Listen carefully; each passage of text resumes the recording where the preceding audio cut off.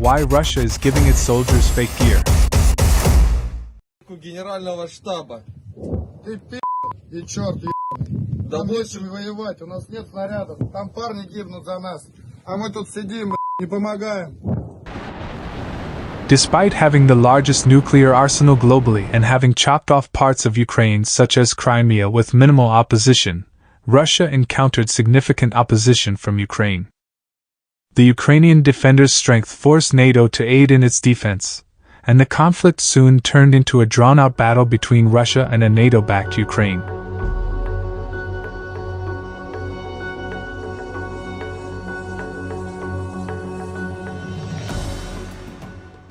Its military plans were designed for a quick, brutal war, and an extended occupation, which the world would be powerless to oppose. Instead, Russia faced significant international condemnation, and most of the powerful countries outside of China, North Korea, and Iran sanctioned Russia and cut them off from a large part of the world economy. Russia found itself isolated, and its Cold War stockpile of weapons and supplies started running out, with little in the way of options for replenishing them. Rumors quickly started to spread that things were going downhill for Russia. For example, as early as May, reports were going around that the Russian standard body armor was not up to snuff. Вот эта вещь называется пейнтбольная маска из пластмассы.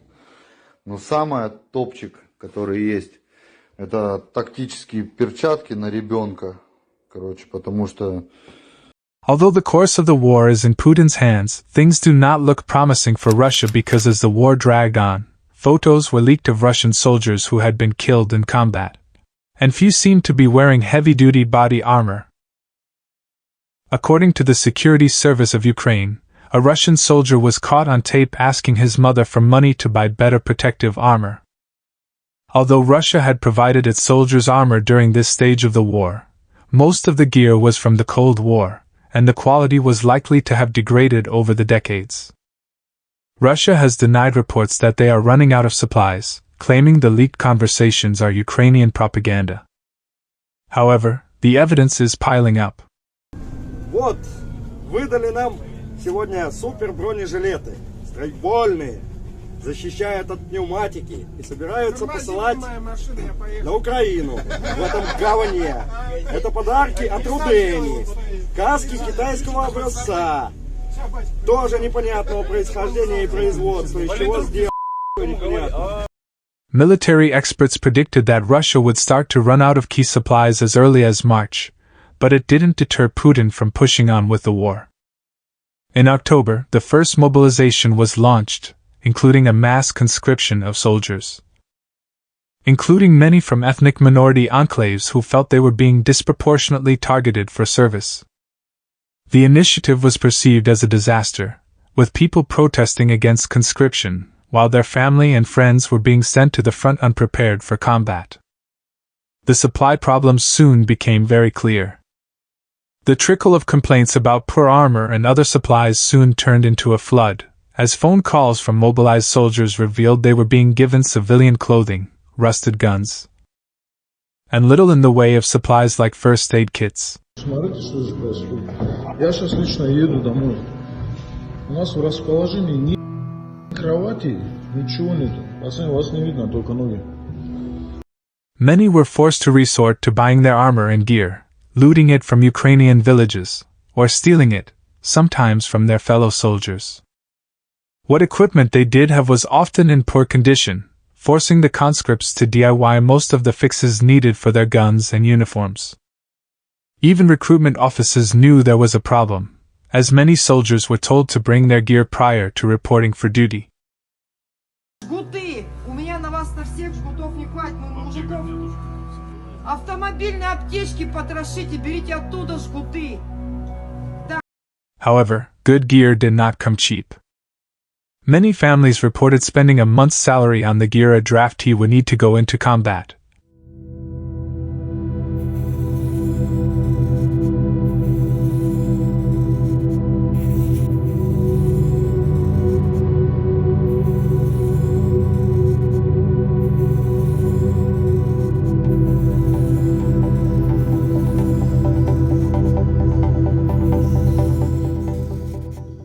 with most families knowing there was a good chance the gear and the man wearing it would never come back. As more and more men were drafted, many stores experienced shortages of supplies and gear. The military situation for Russia is not looking good, and the supply problems only exacerbate the issue. With rumors of another mobilization in the spring, it's uncertain how the Russian military will be able to equip and train conscripts to face the well-prepared Ukrainian forces. In addition to the supply problems, the Russian military is facing another challenge: the spread of disinformation among their ranks. With the rise of social media and internet access, soldiers have access to more information than ever before, but also more disinformation and propaganda. In a conflict where information is key, this can have disastrous consequences. Moreover, the Russian military has been using propaganda to maintain morale among its soldiers.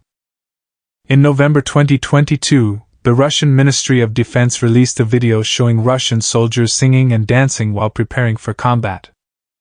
The video was intended to show that the soldiers were in high spirits and ready to fight, but it was met with criticism from some who felt it was disrespectful to the seriousness of the conflict. Despite the challenges facing the Russian military, Putin shows no signs of backing down.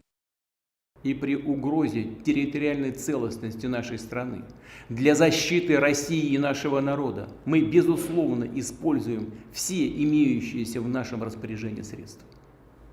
Это не блеф. А те, кто пытаются шантажировать нас ядерным оружием, должны знать, что роза ветров может развернуться и в их сторону. The conflict in Ukraine has become a symbol of Russian power and sovereignty, and Putin has staked his reputation on it.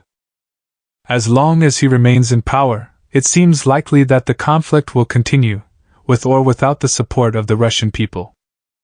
In conclusion, the Russian military's supply problems and the spread of disinformation and propaganda are serious challenges that threaten to undermine their ability to continue the conflict in Ukraine. With rumors of another mobilization in the spring, it remains to be seen how Russia will equip and train its conscripts to face the well-prepared Ukrainian forces. The conflict in Ukraine has become a symbol of Russian power and sovereignty, and as long as Putin remains in power, it seems likely that the conflict will continue.